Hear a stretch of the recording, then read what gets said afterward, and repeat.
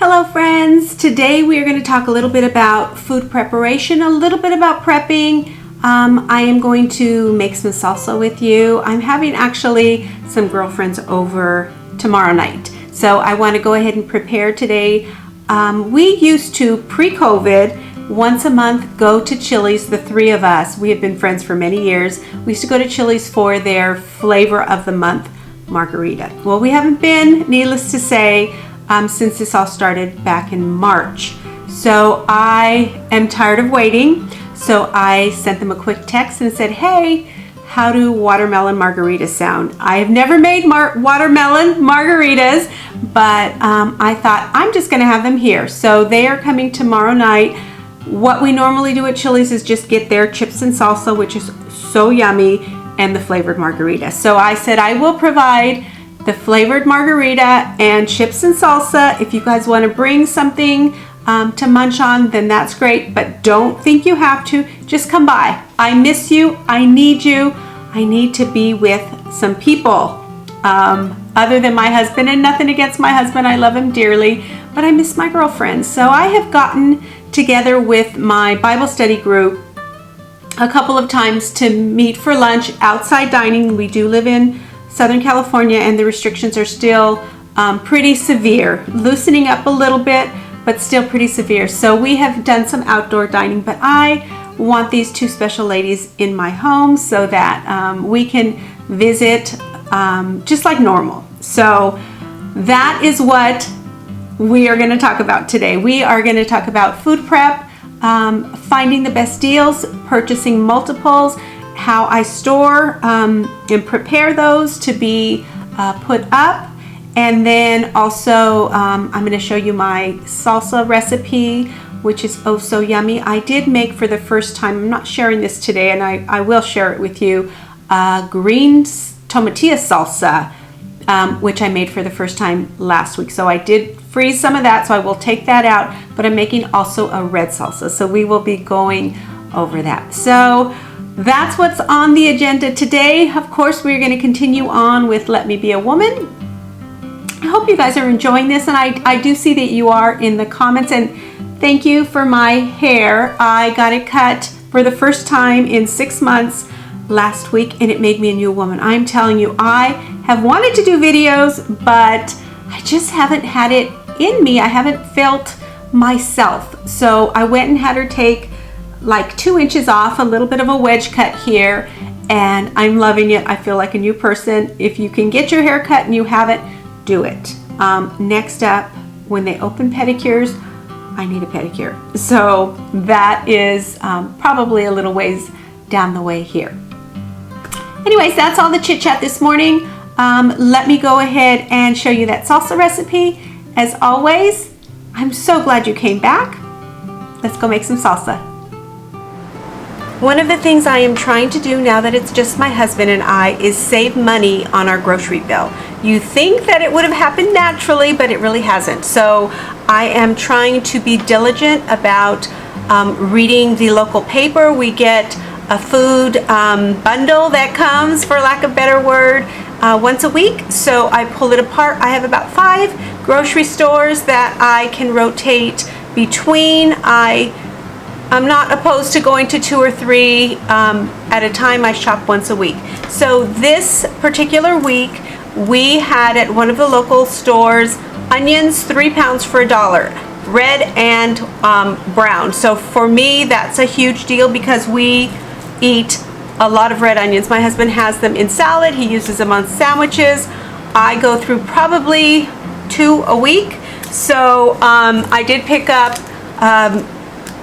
3 or 4 of them. I have 3 right now, and I also picked up brown onions. We don't use brown onions as much, but I do cook with them. If I'm making a casserole, if I'm making a salsa, those types of things I prefer to use a brown onion for. So I did go ahead and pick up a pound of those. So I'm going to show you today how I process them, freeze them, and then can just pull them out. I won't do it with the red because I usually use these fresh and sliced, so I won't do them with that, and we will go through them.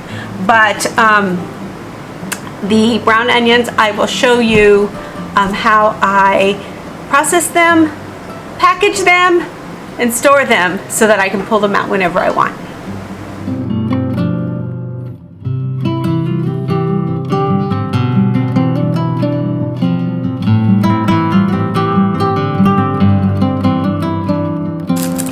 First thing I'm doing, and ignore my dull knife, it definitely needs to be sharpened, is peel them,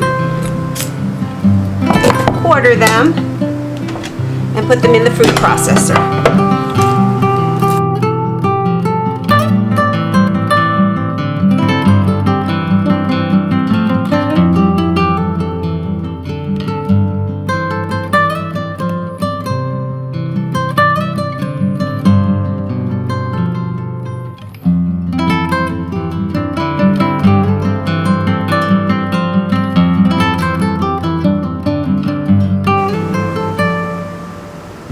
So then I'm just going to pulse them until they get to the desired diciness that I like them.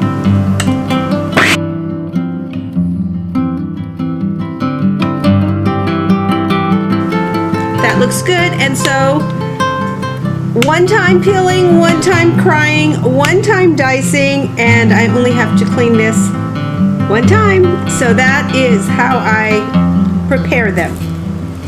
Next, I'm just going to put them into freezer bags.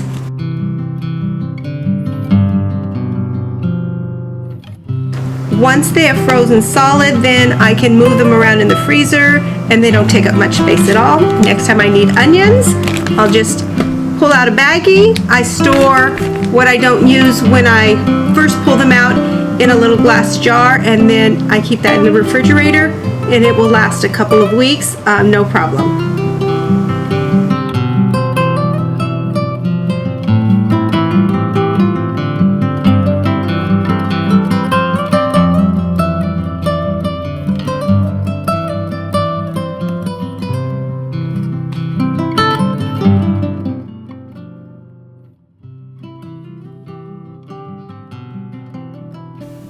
It's not hard to think of God's greatness when you look at the sea and the immensity of a horizon and sky.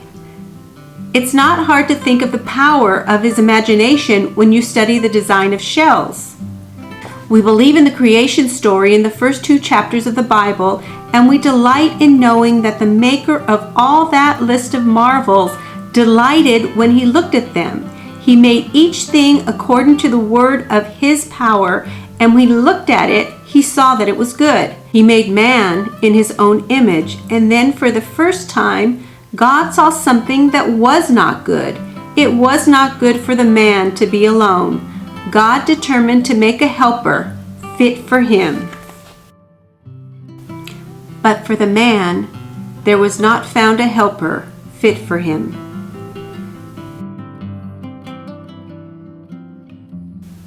God might have given Adam another man to be his friend, to walk and talk and argue with if that was his pleasure. But Adam needed more than the companionship of the animals or the friendship of a man. He needed a helper, specially designed and prepared to fill that role. It was a woman God gave him, a woman, meet, fit, suitable, entirely appropriate for him, made of his very bones and flesh.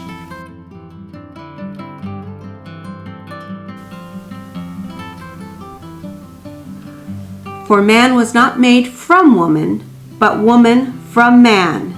Neither was man created for woman, but woman for man. Some texts are susceptible of differing in interpretations, but for the life of me, I can't see any ambiguities in this one.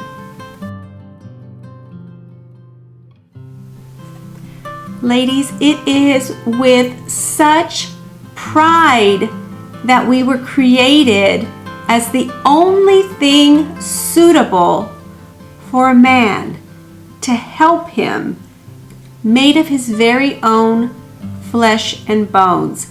I marvel at that, and I am so honored to be that person. Why have we strayed from who we were created to be? Why do we want to be like a man? Sure, we are capable of doing many things that men do. We are not, we don't have lesser brains. We are not less than them. We just have a different role than they do, and we need to relish in that role. We need to take on that role. We need to excel at that role. If we were to do that, my word, we would have enough to do. We wouldn't need to be taking on a man's role. We need to stay in our lane. We need to be who we were created to be. Next time we're going to talk about the sinful pride in us as humans, to want to be what we were not created to be, to want more, to want to be God, to want to decide who we are supposed to be when God has already made that decision and He is sovereign. So let me know what you think about being a helpmeet. I know if you grew up in church, that is a familiar term to you. I know there's a lot of women who maybe were not brought up that way.